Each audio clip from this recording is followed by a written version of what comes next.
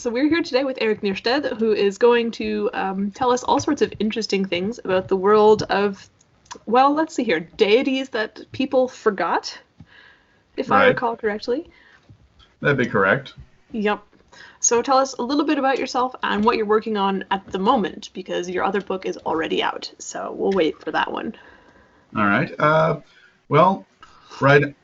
I've been writing since I was about 13 or so. I started with a few short stories, and then I had actually self-published another novel before coming to Silent Pantheon. Aha. Lately I've been working both to help promote this new book and also learning how to be a pharmacy technician. So it's been a lot of new information coming my wow. way. And right now I'm actually working on more books for Pantheon. I've got a second one that I'm trying to put the finishing touches on, and a third one that is just completed the first draft on. Aha. Okay, I'm excited that there's more, because that ending... Oh, I had to keep going. I had to keep going after that. Yeah, that was just a little mean there. I have to make people want the second one. Well, yeah, I mean, yes, it is the prerogative of an author, and as a writer, I commend you, but as a reader, I say, oh my goodness, really? All right. So now I'm curious, what is the book that you did before Silent Pantheon? Well, I had originally written a novel called The Light Rider Journals. It was somewhat similar to Pantheon. It was also about a group of different characters coming together and having to deal with this very existential crisis. In that case, they were basically the guardians of balance, and they had to keep good and evil in check on Earth. And they had control over the elements, and there were a lot of different things going into it, and I'm still very proud of it. I don't think I could have written Pantheon without it. But I think looking back, it might have been a little too unwieldy to get a hold of at first glance. Mm-hmm. So it kind of led to the events that inspired me to do Pantheon. Okay. Which was a much smaller, more, less character-based, or less characters in it book. Right, sure. I mean, would you take your original book and rework it / turn it into a series type of thing, or are you just going to keep going with Pantheon? I had the original book for a while, and people did have positive reactions to it, but I think at the time I was very inexperienced on how self-publishing worked and how to market myself. And I know that one. Yeah, and unfortunately my publisher turned out to not be as much help as I thought they were. So I think for now, I feel all my energy is going toward Pantheon, and that's where I feel inspired. So I'm going to be going with that for a good while. Okay, cool.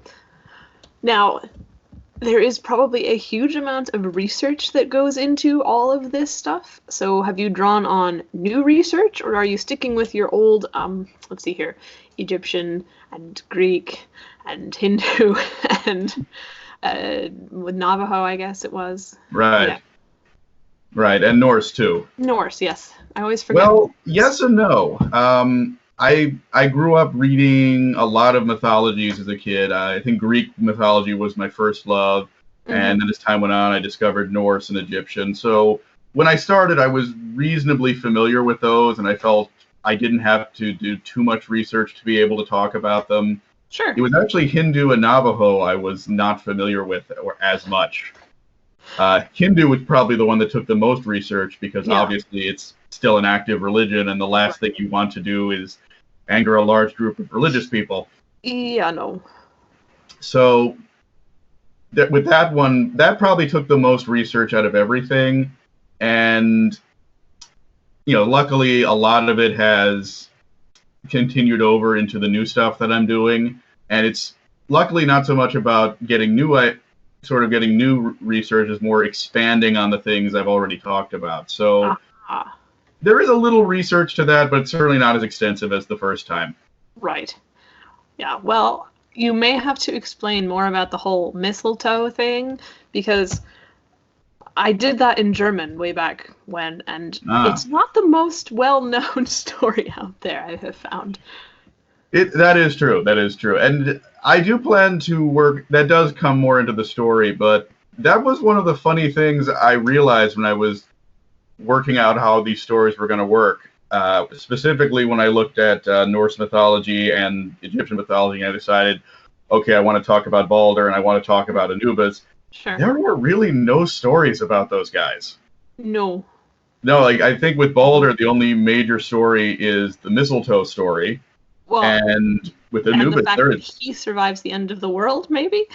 that too. And with Anubis, there is nothing. You know, for all the images they have of him, there are no stories about Anubis. No. So with those two, I was kind of just working from a blank slate and trying to figure out what would they be like from, what we do know. Well, I mean, let's see here. Anubis, the only real information I've got about him is from the Imiduat, Book of the Dead spellbook Right. thing, which... Nope. And it is strange. He's so well featured in all the things we found about ancient Egypt and the writings and the hieroglyphics, but it would be very hard pressed to find a story about him. Well, I mean, he is sort of the god of the dead and embalming Right. and sort of the judge of the soul. Not officially, but yeah, whatever. Oh, the no, information, yes, but So, I mean, how many people would really want to have a story about that sort of thing? It's kind of like... it would be death. depressing, yes. Yeah. Yes, it's like Anubis spent all his time dealing with dead people, and we've lost the audience already. Mm-hmm. Nah, but it was kind of useful in a way because I had all that sense about his role being god of the dead and his judgment and all that, and it sort of informed the kind of character he had to be, but he was still very much a blank slate in the sense of what his personality was. Right. And how is that compared to writing the others who were not blank slates? It's very different for each one, I would have to say. With Baldur and Anubis, it was more of a sense of expanding on the traits we already knew. With the others, it was more of, and actually let me rephrase, I think Coyote was very similar because, again, he's painted just as trickster, and you have to sort of build off of that. I mean, yeah.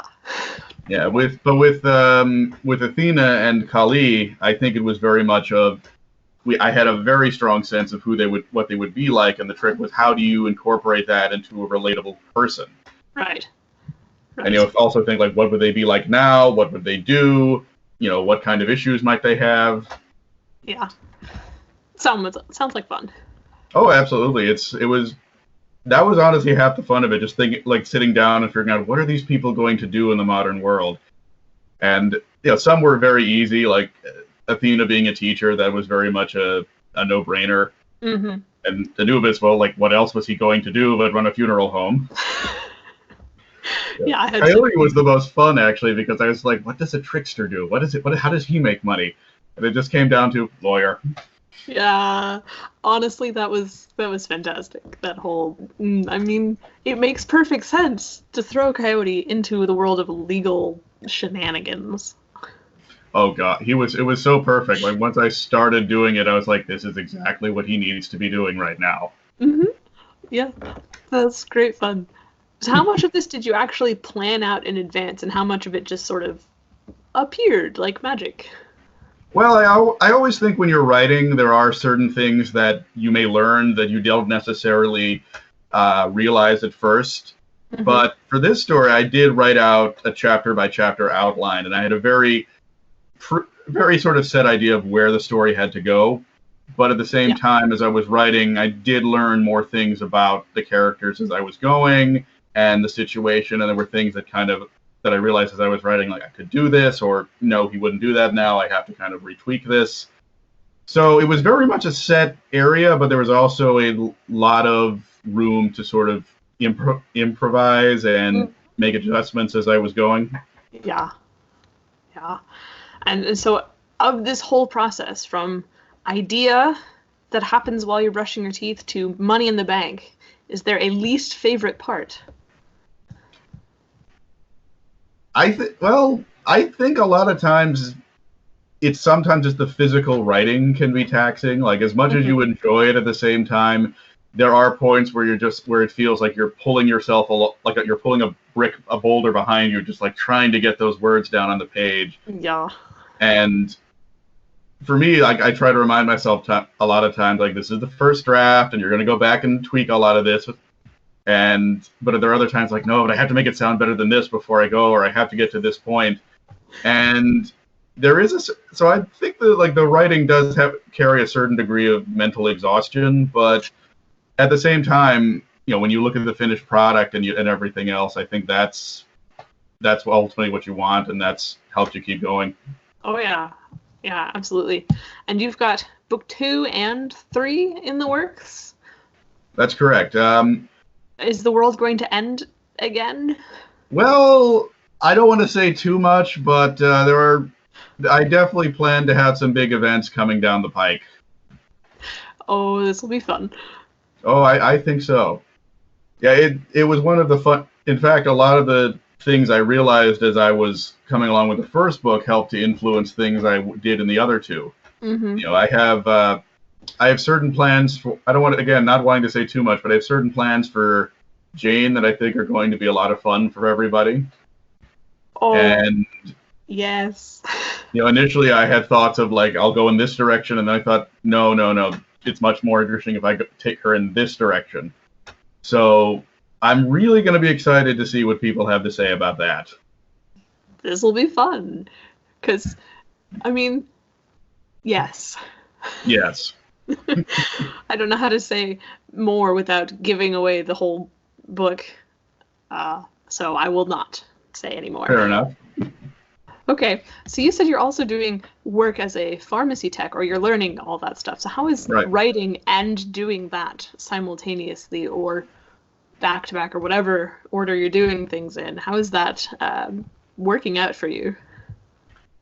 It's good and bad. I think one of the good things about working with the public is you do get to see a lot of people, and you get to see a lot of ideas for characters you might want to do, or how they might want to interact. And you do get a great sense of like character interaction just from watching people.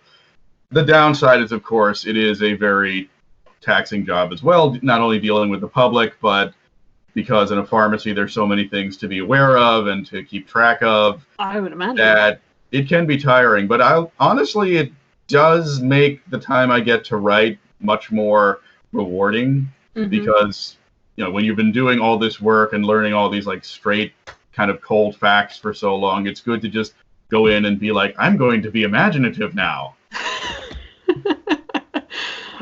Yeah, although sometimes that transition can be a bit weird. I've had it where weird facts that no one needs to know ends up in my novel. And I'm like, I haven't gotten that far yet, to that point yet, but who knows? I still have a few things left to do with these books.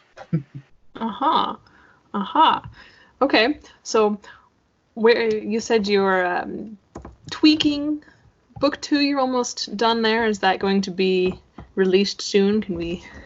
I definitely want to. I'm hoping to get it out in the first part of the year. Right now, it's going through edits for grammar, and ideally, I had a very good story editor who helped me the first time, and I would love to have him get a crack at it because he helped so much with the things in the book and the first book, and helped me to deepen them. So I really want to get his opinion on this. Sure. So it's just a question of lining all those things up, not only in terms of time, but also obviously finance. And there is another cover is also in the works, so hopefully I'll be showing that out soon, and that might give people some ideas about where I'm going with it. This will be fun. Oh yeah, it's always the trick of you have to keep people hooked, and the more you can do to build up anticipation, the better. Well, sure. I mean, that is the whole marketing thing, but marketing is an entirely different kettle of fish. So yeah, that's the problem. That's the problem with it. You never think about any of that stuff when you're writing, and then you're like, oh wait, I have to make sure people know about this. Damn. Yeah, I feel like Okay, of all the people I've talked to, not all that many go, yeah, marketing, woohoo! It's no, it's definitely it takes a lot of work and a lot of research on your part, and you have to be very careful with who and what you decide to do. Yeah. But no, it is essential, and the only way you're ever going to get better at it is to just do it and learn. Yeah. Yeah. Curses. If only there were, a magical way, but alas, there is not. Sad but true. Mm-hmm. All right, moving a little bit sideways now. Is Okay. there a story out there in your specific genre, so I guess the urban fantasy type of thing, that you wish you had written, or whose author, whose talents you'd like to steal? Well, I think considering this book, the only answer I could give is Neil Gaiman, and certainly American Gods. Well, yeah.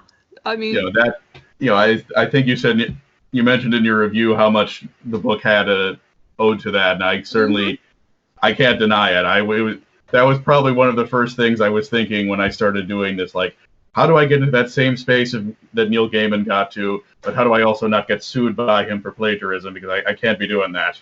well, I mean, that's a very gray area. Let's not get sued by the wealthy, famous author types. Yeah. Exactly. All right. So, I mean, I know there was a lot of inspiration taken from there, but how did you decide on the style? Because the style itself is actually very similar. Was that all in the editing stage? Well, I think when I started the book, I had just finished American Gods for the very first time, so I was still kind of very much in that Neil Gaiman mindset. So I think, especially when you read the beginning of the book, I'm still kind of in that way, and I'm, writing a little bit Neil Gaiman-y. Right. Hopefully I'm not too much, but I think definitely some of his style crept in, and I think it probably lessened a little bit as I was writing more, and I kind of found the voice of the book. But it was very much. I think it kind of just crept in the sense of like building, not only just building things, but also having those little nods and those little, sort of vague hints at things that were hopefully, picked up. They were hopefully picked up by the right people, and other types of people want to find out what I meant. Yeah. Like the mistletoe. Yep. I mean, it's a whole thing. And of all the plants they could have chosen, I have to say, for the mythology, mistletoe is not the one I would have picked. No, but if you know the stories and you know why they picked that one, it definitely did make a lot of sense. Well, yes. Yes. Yeah, that was sort of something I was always hoping for with the book. Because another person that sort of influenced the tone was Greg Wiseman, who was the writer who created Gargoyles, and he did a lot of work for Young Justice and I think Spectacular Spider-Man as well. And one of the things he talked about when he was, going through Gargoyles was he was actually an English teacher, and so he put in a lot of nods to literature and mythology in the show. And he said, I wanted people to see those things and then want to go to their local libraries and buy and take out those books and learn more about them. Right. So that was a lot of the reasoning between the hints as well. I wanted to give just enough that people might want to go in and enjoy these stories the way I did, but also, not give them everything all at once. Yeah, I can understand that. I mean, that's kind of what happened with the entire ending. Just saying. Oh, very, very much. Yeah, I'm still a little miffed about that. Really? Well, I mean, it ended, and obviously, that requires book 2, but we haven't got book 2 yet, so I'm waiting. Oh, it's coming. Don't worry. All right. Very exciting. So, sorry, keep going. No, you're fine. Yeah, I think with that element, I had considered doing that at an earlier point when I was still figuring out what I was going to do, but I felt it was too familiar to do right away, so I kind of had to build to it. Yeah, I can understand. And I also think it was more of a challenge to go with aspects that were less familiar to people right away than just start with what was kind of, at least initially, low-hanging fruit. Mm-hmm. I wanted to sort of build into it and then go, oh, now we're going there. Uh-huh. Uh-huh. Yeah, well, I think you succeeded. I'm glad to hear that. So after these 3 books, are you going to do more, or is it just going to be a trilogy sort of thing, or have you got plans for venturing into another realm, sort of a... Well, I definitely do want to continue with this. One thing I really want to do, I think, when these 3 books are out there and and they have their audience, is I'd always wanted to do a sort of collection of short stories for this. Oh. Sort of the idea is like forgotten myths that were not taken down for these characters, and Right. You're getting to see them for the first time. Mm-hmm. So I thought that would be sort of fun to like make my own versions of the stories, that new additions to this mythologies that I've always read about. Yeah. And I've got at least 2 more books down the line to continue with it. And I think what is great about writing in this kind of series that it is very open-ended, and I could conceivably go on as long as I wanted to. Well, true.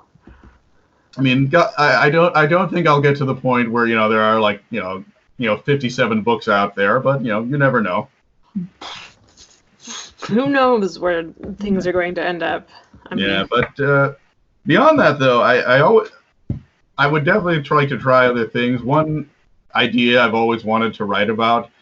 I always wanted to do a horror novel about the Jersey Devil, because I live in Central Jersey, and we always have. And this, anytime you go down south and you head to the Pine Barrens, you always hear the legends. And I just thought it would be great to do a story about that.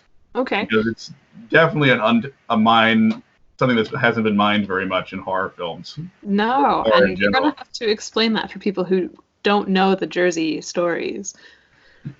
Well, I think with this one I might be a tad more giving than I've been with Silent Pantheon so far.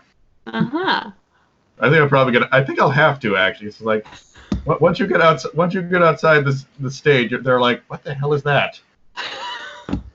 I mean, doesn't every place have something like that? I think what is it, like Bigfoot, Mothman, there's probably others I don't know about. Nessie's a thing, but definitely. Yeah. I mean, that one has sort of passed the whole obscure situation. Yeah, it's kind of, at this point, I think it's one of those things you're almost born knowing, like Superman and Batman's origin story and the Loch Ness Monster. Oh, well, I mean, no one really knows the Loch Ness Monster, because there are too many conspiracy theories to count, but the point still stands. Definitely. Okay, so how are you going to take this story that is familiar to some people and unfamiliar in like many ways to other people and turn it into I don't know what to call it. The word is escaping me. Myth. There we go. With the Jersey Devil? Well, I always loved, that there are multiple stories about exactly how the Jersey Devil came to be. Mm-hmm. And there was one story I always loved where who was basically just tired of children, and the story goes she yelled out when I'm tired of children, let it be a devil, and that's what she got. And I thought, like, that's always been my favorite story, and I would love to try to use that as sort of a template to sort of explain where the Jersey Devil came from, but also build on it and sort of incorporate it into the story I want to tell. Yeah, and horror, which would be very different from your other work. Well, other than Neil Gaiman, one of my favorites has always been Stephen King. And I think he really kind of introduced me to the ideas of how well you could get into a character's mind and how deep you could make them. And, that got a lot. But on another sense, he also gave me a great taste for horror. And so I would love to be able to just do one really good horror novel if I get the chance. Sure. Go for it. I mean, Stephen King made cats terrifying. I've got a devil. I figure I'm already a step ahead.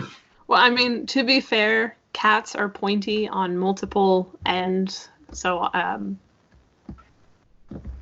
the terror is already there. Good point. Good point.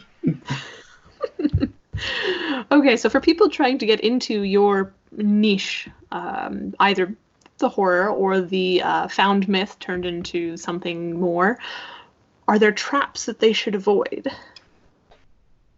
Well, I think in terms of just writing it, you do want to avoid, I think, trying to make them too powerful, at least, because one of the things that I think grabs people in a story is when they relate to the characters.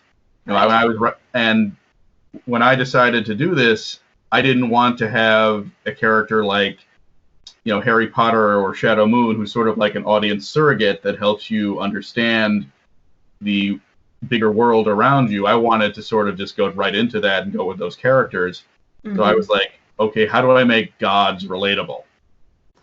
And that's where that was where the idea of having them be, have to live as normal people and have to have jobs and all these other problems that other people do, and all this sort of, repressed sadness they kind of had from no longer being up there and being able to do as much as they could. Right. That I think does relate to people. So you want to make sure I think you always want to make sure the characters are relatable, and that you do understand the stories and where they come from, because, for example, I could imagine someone who writes a story now about Thor and thinks like, okay, I'm going to go with, take from the Marvel mold, and Marvel does do a pretty good job with the myths, but it's certainly not a perfect example. So if you're trying to appeal to the myth crowd, you don't want to feel like you're just imitating the comic book or sort of a more popular adaptation. Right. Well, I mean, Marvel did skip some of the more unusual myths out there. Well, I remember I was, I also write for a comic book website, and one of the things that, as a sort of a humorous bit, they had everyone do tour guides for different places in the comic book world. So Gotham City, Metropolis, and of course I ended up with Asgard. And I threw in the whole bit from the myths where Loki gave birth to a horse. Yeah. And I was like, and I thought, like, that's going to throw a lot of people off. But it's so fun. I mean, it's exactly. a great story. And that's half the fun of it, just like having these stories to work off of and draw from. Because I think it's so much more freeing than just going with, a popular adaptation or what you might have seen, in like TV or movies or anything. Yeah. And but I'd say beyond that, other than the writing, it's just really the same sort of things any kind of person who wants to publish themselves or is looking for more mainstream publication has to be aware of. You have to keep at it, whether you're marketing yourself or you're looking for a publisher. You have to accept a lot of rejection. You have to know that there are always going to be people who don't like what you have. Sure. And all you can do is just make the best story you can with what you have and present it to the world. Sounds like a good plan. Yeah, and obviously, do your research. Find out about the people you want to work with, because there are a lot of people out there that I have seen who chose the wrong people and got really nothing out of it. Well, I mean, that happens in every field, but for some reason the writing field seems particularly rife with problematic things like that. Oh, unquestionably. And is that just because we're all doing everything ourselves, do you think? Or is it I think there's some of it. Yeah, I mean, most writers, we just think about, we're going to write a story. We're going to do all that. And then when you finally have the story and it's done and you want to get it out there, you might not, it's really not something you initially thought you were going to do. So There's a lot of figuring it out, and it can be very easy to make the wrong choice, unfortunately. Sure. I wonder where that is going to head now that self-publishing has become more or less the norm in traditional publishing. Also the norm, but a little bit different. I don't know how to describe that one. I think that is one of the good things right now. There are a lot of really good options for people. Certainly something like Amazon is not perfect, but it's a lot better than just looking for a press and hoping that this one is gonna be good and is gonna be the one to help you. Right. And I think that does make it, and ideally that might even help a lot of traditional publishing, because I think they're going to realize there's a lot more out there they need to take advantage of. Yeah. And it's like maybe you have to be a little less picky and give more people a try. Oh, that one might be. I mean, perhaps they should try other things. That one might be a bit much for them. Well, yeah, I always remember there's a story another writer told me. They went to a good-sized writing convention, and there was actually a panel with a number of agents there who gave this whole speech about, this is what we can do, and this is how great this industry is. And at the end of it, they said, and just keep writing. We're always looking for new ideas. And pretty much everyone laughed. Really? I think most of the room laughed because they were like, no, you're not. Well, I think the problem is that the traditionally published model has become so slow. They tend to do just, here are our big name authors, and we get one of their books out every year and a half sort of a thing. Whereas the self-publishing model, more often than not, is the rapid release model. Definitely. So, I mean, trying to get into the very slow moving giant mechanism that is the traditionally published world can be more difficult, I think.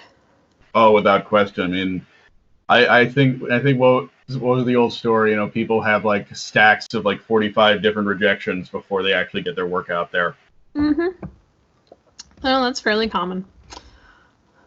That's fairly common, unfortunately. However, I think everyone should, all of the writing people, I'm happy to help. It's fun to see, I guess, people from both sides of it, because as different as people think the traditional and self-publishing worlds are, they're very much the same. I mean, we're all writers. Oh, definitely. I mean, regardless of which world you're in, it's all about getting your stories out. Yeah. It's just a question of every world has their pros and cons. The traditional one is harder to get into, but there's a lot more done for you, where it's very easy. It's fairly easy to just self-publish now, but that means a lot more work for you. Yeah. Oh, well, should probably not debate all of the self-publishing, traditionally publishing things. Probably true. We'd be here for a while. Yeah, it's a long conversation. So instead I shall ask, is there anything else you would like to add that is writing related or otherwise?